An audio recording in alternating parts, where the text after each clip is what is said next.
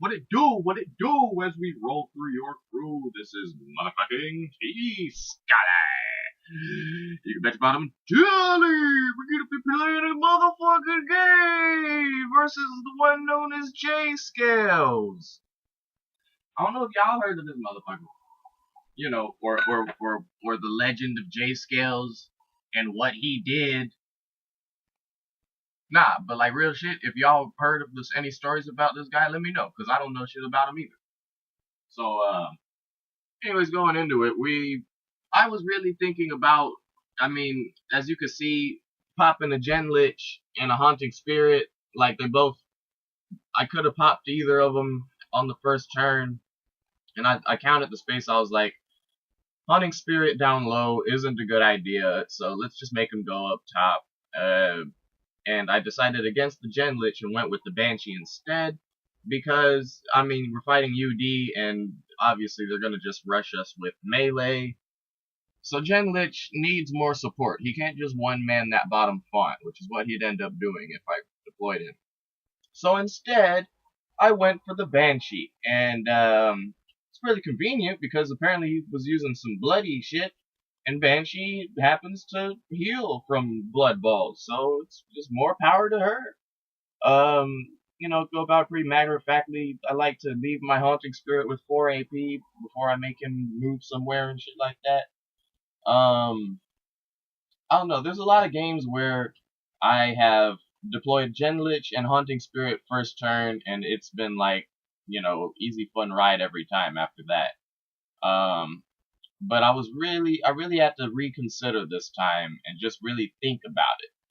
So that's why early on, I was also checking out like, how much damage these little blood balls gonna do to my Haunting Spirit? Oh, only 2 damage? For sure. So other than that, we kind of slowly go about this game, I guess you could say. I think there were a couple bouts of time where I just had to like really stare at a wall and think for a second, or I either got distracted or I was just staring at the fucking screen thinking about what I want to do. I was looking at this Thunderclops, didn't really know at the time what it was. I hadn't actually seen a Thunderclops in game up until this point. Oh yeah, if it isn't obvious already, this is one of those games I'm commentating after the game is already complete. And it was quite a while since I actually played this particular game. I kind of delayed my commentary on it, so there might be a couple glitches in my commentary in terms of me knowing exactly what the fuck I'm doing. But as far as I'm concerned, it's pretty matter of fact. You get out Morrigan, try and get some more CC going. It was all about trying to fascinate and get things stuck.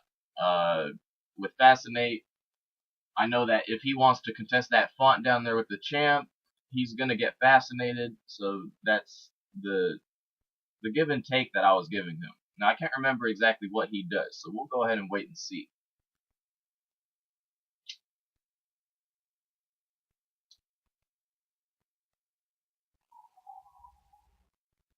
Right, so he gets fascinated and takes a little 3 damage there, takes a tap, doesn't have Scrap Wreck? Oh, he doesn't. It's actually then when I realized he doesn't even have Scrapper at all. He's actually got Evasive on his champ. I think that's one of those champs where you could run Scrapper on him, and instead of that, he's just running straight up Evasive. I don't know. I kind of respect it. I wasn't expecting it. At least there's that. And here I am considering my options. I like to pull the champs out of the rune dock so I could look at their price and consider having them on the field, what they would do for me. Sometimes it's actually the very appearance of a rune kind of tells you what they're going to do. So in a lot of ways, just me pulling the champ out of the rune dock just so I could look at it real quick kind of puts in perspective for me, just like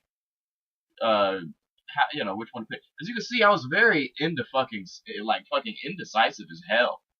Really couldn't decide what to do here. Either of these would have been a good option. I went with the Gen Lich because Gen Lich is pretty fundamental for me in a lot of plays.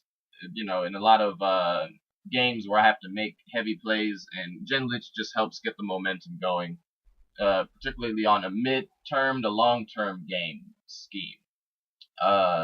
If I picked the long range golden Lamia, the new Lamia. That would have been alright. I guess that would have been cool. I don't know. I'm not sure about her upgrades yet, so I still need to experiment with her more. Um, and I don't take into account the whole sabotage weighty thing or whatever it is that she has. So I went with range. I said I've got 2 crowd controllers up. I almost went for the Ink Blight Witch last turn as well, thinking that would help me, but then it's like Morrigan. I mean, first of all, Banshee has Vaporize and Morrigan has Absorb, and out on top of that, that we're fighting against UD and we're barely looking at range. And I looked at his units, and actually the only units he has that is range at this point is really that little screaming bloody red imp over there, which is a summon. I guess you could technically say the champ that has the pet of the imp, like she has 1 to 2 range, but I don't really count that as range. It's not really worthy of Shroud at this point. Lamia was a better idea as a follow up as well, because Lamia's anti melee. You basically have to be a range of 5 or higher to really fuck with her like that. So, unless if you're working with cones or, like frost cone or, breaths, fire breath. Fucking, do they have fire breath? I know they have disease breath. I know they got flame strike. I know they got flamethrower. Okay, they got fire bomb. They got fire bomb and like lava storm. They don't have fire breath. I thought that would be funny if they implemented some shit like that. You figure like Nefari Dragon would have fire breath or some shit like that. Like, I mean, flamethrower is probably the closest you'll get to fire breath, but I'm picturing something like an AoE to, regular AoE style, kind of just basically disease breath, only with fire and charge, and without the whole lava being left over shit, because I think that's kind of OP as well. He goes for a tap on the Banshee, and then uses the Blood Ball to relocate, and then goes for Morgan with an attack. So I think it's right here. He puts his little dude at a very precarious position. Obviously, I could just double tap his ass very easily, but it actually helps that, I guess, Fascinate in this particular scenario really helps because Banshee didn't even have to move at all, and then all this deafening aura, that's like 6 damage right there on both of those. The imp. Is that little fucker an imp? Go, attack. Go, what are you waiting for, Banshee? Go, fight it. This is what the shit I was mad about right now. Oh, see, that's the fucked up thing. Fucking Fascinate totally fucked that up, so I couldn't even, like, attack that dude. See, it says invalid target? That's one of those things that needs to be figured out. It happens every now and then.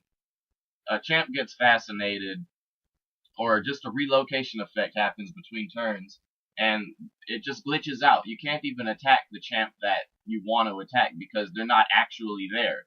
So you'll see as soon as I end turn, that little, what the fuck is that thing even called, actually? I'll look and see what the fuck it's called. But that little fucker with evasive, like, as soon as I end turn, he's not going to be there. He's going to be like 1 space off. Going to be 1 space off.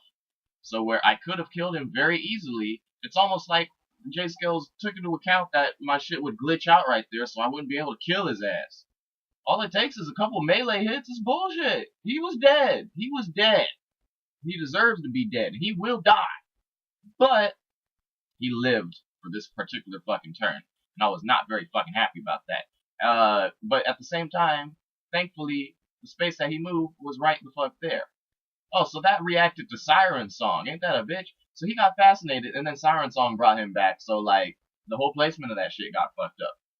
And now he put Blade of the Snake on him, but it's not going to really matter much. It's going to basically move his damage back up to regular damage with the Blade of the Snake, because it's a +7. And after he gets shrunken right here, his damage goes to 7, from 14 to 7. Okay, so Blood Goyle? It's a Goyle? It's a Goyle? What? Wait a minute. I have to look at that shit when I get a chance. Is Blood Goyle an imp? Let me know in the comments below if you give a fuck. And now he gives my Banshee fucking boundless enthusiasm on accident. Obviously, he was going for drain vitality, and if he did drain vitality, Morrigan probably would have died this turn. But because he played the wrong damn spell, Morrigan actually stayed alive an extra turn. Now, the question for me, I guess, is what this is. I mean, did this really save my ass? Did I really win this game just because Morrigan didn't die on this particular turn? I would like to think not. I would like to think not. I would like to think, if anything, I should have won this game easier because I should have been able to kill that Blood Goyle. Anyway, the Blood Goyle is supposed to be dead. So, I mean, I think it's fair give and take. If JayScales is looking at this video himself, you know, here's what I gotta say to him, like, all I'm saying is, like, it's fair game. We both fucked up on this one, and we both paid for it. And we played a unique, special little game that probably wouldn't have ended up quite like it was. It would have been a little different if we hadn't had our little fuck ups. So, you know, if you did drain vitality, Morgan would have been dead. But if my shit didn't glitch out, that Blood Goyle would have been dead anyway. So Morgan really wouldn't have died. So real shit, like, it's fair. Like, you lost legit, straight up. You lost, dog. You lost. Anyway, I go for the essence, whatever that is, capture shit, make a little phylactery out of his ass. Someone tries to chat it up with me in the chat log, and I go and see who that is. I believe it is Q to the T. I also take advantage of Banshee having mobility now, thanks to Balanced Enthusiasm, as well as using my Blood Phoenix and the whole Blood Tracker Eviscerated thing as a DOT to just take out that Blood Goyle. Yeah, JayScales says he misclicked. So that's what that was. So it's his turn again, and I'm just like, competitive with time bullshit. What you gonna do? You know what I'm saying? So let's see what he does real quick.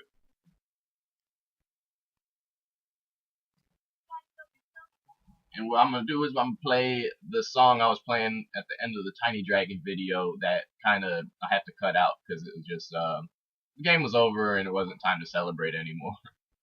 But nonetheless, this is just some of the stuff I do with my boys in a band called Negro Galacticus. If you like the chocolatey sound of my voice, then go and check out Negro Galacticus.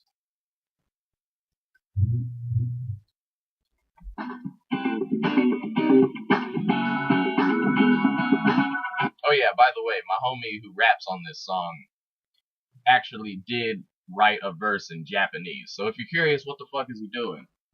He's rapping in Japanese is what he's doing later on in the song. And also he kills Morgan with the orb. I was wondering how he was gonna like take that one HP left on Morgan off and just kill her. And I was thinking, you know, that's a pretty decent way, I guess, but I think I followed it up pretty tough. I can't remember at this moment what the fuck I did, but oh yeah, and I planned on fucking shoehorsing, as I can call it, shoehorsing this motherfucking Thunderclops up top all game. I was just tormenting him up there, man.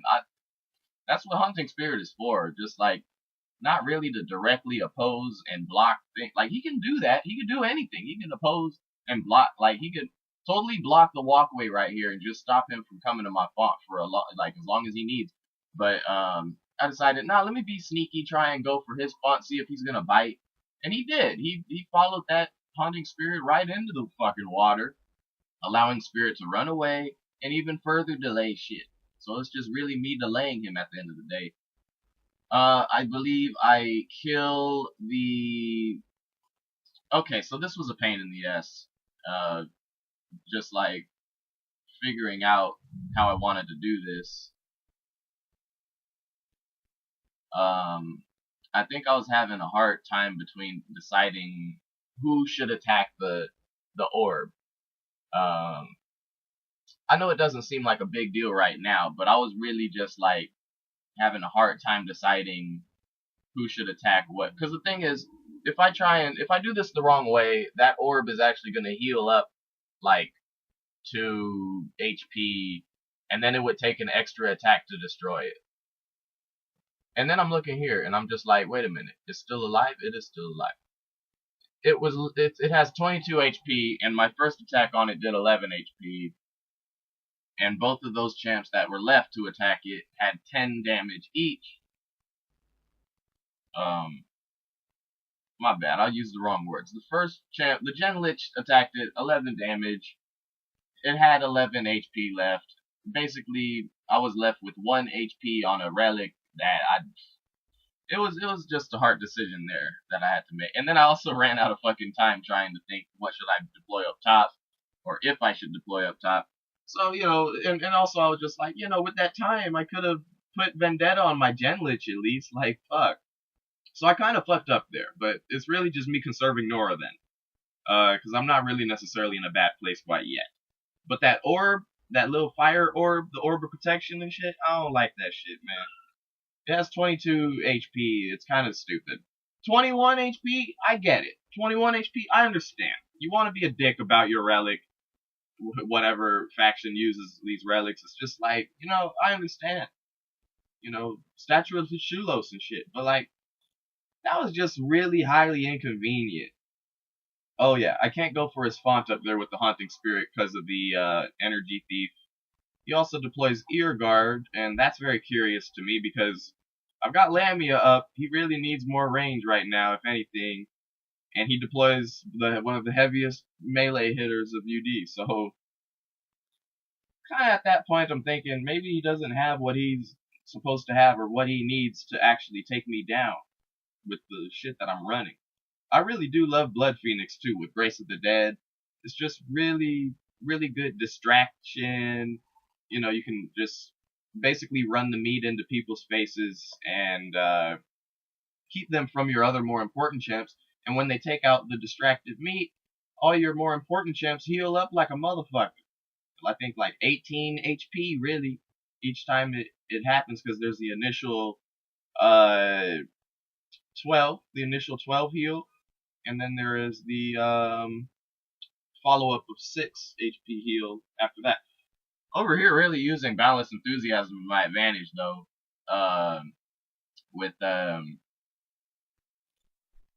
mean, I finally popped the Vendetta. I was happy that my shit didn't glitch out because of Fascinate and all that other shit. So Fascinate and then Homing Sense, I was like, whoa, like my champ actually moved and all these things happened and I can still attack stuff. Great. And then I forget I have despoil up, so I'm over here walking after globes and shit. But it's all part of placement, I guess. I just moved further back, trying to stay in the range of the Lamia so I can shrink stuff. And I knew Energy Thief and whatever the fuck was gonna be taking place, so I went for the latch on just to further distract him. I can always run away after that. And now here I am deciding what I'm gonna deploy down bottom. I go for Korath. Yeah, I go for Korath. Since I've got the Gen Lich with Vendetta out, and I've got these 2 witches holding it down, keeping his ass, like, distracted and shit. And then on top of that, Blood Phoenix is hexing him up squad, and I'm gonna run into his face with the Blood Phoenix before anything, because then the Blood Phoenix will reanimate, and I'll have another champ, another round of Grace of the Dead when that other Phoenix dies. So I'm getting out. I've got 2 CCs. I've got 2 weighty, like, constant, like, reanimating meat in your face champs, and then I got 1 ranged champ with Vendetta, the whole vengeful HP building, all that shit going on. This is a very simple and easy lineup. I recommend this to most players to consider into their lineup of meta. Simple concepts like this. What we used to call it was cheap meat, expensive range. To this day, I still have a BG that's called cheap meat, expensive range. I don't use it because it's kind of out of date, but like, very simple aspect of like you should be able to win a game with Forsaken motherfucking ways if you're running like the simplest shit like Festering Corpse, Broken Bones, and Decayed Mercenary, but then also you're running Lich King. Like that's complete opposite ass shit. You got the cheapest champs in the game along with some of the most expensive champs in the game with the highest range, high damage, just glass cannons and shit. That's OG Forsaken Waste style. it was, you know, pretty counterable. If motherfuckers knew how to take out the expensive range, it would be a problem. But if they find themselves distracted with the cheap meat, then it's good. That's pretty much how you win. I think the key really is distracting with the cheap meat and how you use the cheap meat, and then keeping the range safe. You know, it's not exactly about like bombing on people with the range as much as it's about camping the range and bombing on people with the cheap meat. So people tend to get that confused sometimes and tend to camp it out with their cheap meat, thinking that just putting it in the way is enough. No, you gotta go and attack shit and show that the annoying part of your BG is really the meat. So that, I mean, even these two witches right here, I consider them the meat category. Like, Lamia is a very like specific situational anti-melee thing. It looks like the game is almost over because I know how long this game is. So I'll actually play the song I was gonna play uh in the next game, which I will upload soon as well. But for this is just like this is getting towards the end of this shit. He just rushes in with the big bothy guy. Lamia, here's what I meant about Lamia being meat. Lamia is meat because Genlich is not. Genlich is not meat. You don't, like, unless you got a phylactery up, nigga's almost dead. Even then, you could consume some shit and you'd want to keep the damage build up that he's had. You just don't want those guys to die. Now, it's really cool when they have Vendetta, they got Soul Sift, and you get the money back, I mean, the Nora back, and, it's kind of like it's a backup plan. You make yourself a little safer, so in case the ultimate disaster happens and the one champ that wasn't supposed to die dies, you've got a phylactery up, you get Nora back, and you could just try again, basically. It's pretty fucked up. But, see, that actually reminds me of, like, what was it, Bright Moon Lich. I haven't really, like, given him a much of a legitimate shot yet, and I really should. I believe in a game or two I ran him in my BG, but I just didn't deploy him, because I don't really trust him yet, and that's the problem with me and new champs. So, you know, that's why I like to do shit like create a game to test out stuff. I also like to, you know, test out shit in campaign. I especially like testing out shit off of the recording. At least I did before I started doing this shit where I record the game and then commentate after. Like, I could, you know, experiment with stuff and still record it. It doesn't really phase me. The fact that the essence of, you know, knowing that I'm recording something doesn't really phase me. It's more so the commentating at the same time bullshit that I had to deal with. And, on top of that, when I actually am experimenting with some shit, I find I tend to have to use the same shit anyway to give myself some comfort space. Like, if you think of it this way, one of the truest ways, oh yeah, you can see here that JayScales DC'd, he rage quit. That's fucking right. It's what he did. Cause I had to wait for his ass. Now thankfully I don't make y'all wait. I think I cut it out right here and just cut forward to where, you know, it's got 20 seconds left on the rage quit or whatever. For the sake of my audience, you know, I feel bad for you. Nobody should really have to wait for motherfuckers to get their little rage quit on. It's pretty punk bullshit. So, you know, I whispered a Q to the T for a minute. Shouts out to it's Q to the T. Not really sure what his name is about, but maybe he can explain to me someday. Yeah, fuck it. I guess that's pretty much, that's it. It's GG, right? Yeah. I was explaining something. I can't remember what I was explaining. It's all good. Doesn't matter. Game's over. Thanks for watching, guys. You know, it's just how we do it. Forsaken motherfucking ways. So don't be a bitch about it. It's your experience. It's been so what?